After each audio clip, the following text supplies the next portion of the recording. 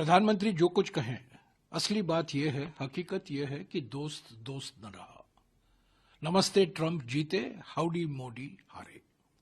जो संयुक्त वक्तव्य आया है कल रात को और आज सुबह भारतीय समय के अनुसार, इसमें ज्यादा विस्तृत डिटेल्स नहीं दिए गए हैं, पर जो कुछ जानकारी दी गई है उससे स्पष्ट हो जाता है।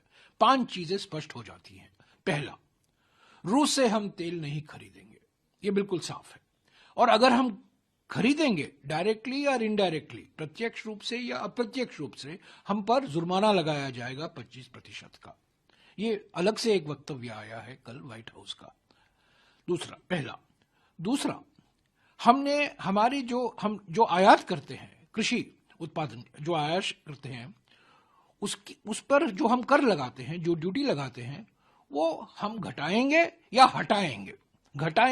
हटाएंगे अमेरिका से आयात के लिए। यानी कि अमेरिकी किसान को हम फायदा पहुंचाएंगे, पर भारतीय किसान को नुकसान होगा। कौन कौन से चीज आएंगे, कौन कौन से उत्पादन आएंगे, इसका कोई विस्तृत जानकारी नहीं दी गई है, पर यह कहा गया है, साफ कहा गया, पहला बिंदु कहा गया है कि ड्यूटी हटाएंगे या घटाएंगे। इसका माने क्या है कि अमेरिकी किसान को फायदा पहुंचाएंगे और भारतीय किसान को हम नजरअंदाज करेंगे, उनको चोट पहुंचाएंगे। तीसरा जो हम अमेरिका कहता है और ये संयुक्त वक्तव्य कहता है, आज जो हम आयात करते हैं अमेरिका से, अगले 5 साल में हर साल आयात 3 गुना बढ़ेगा, भारत का 3 गुना बढ़ेगा।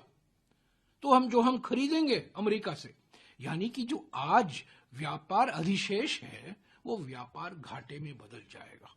आज व्यापार अधिशेष होता है भारत का, अमेरिका के जो हमारे व्यापार संबंध है उसमें हमारा अधिशेष है, ट्रेड सरप्लस है।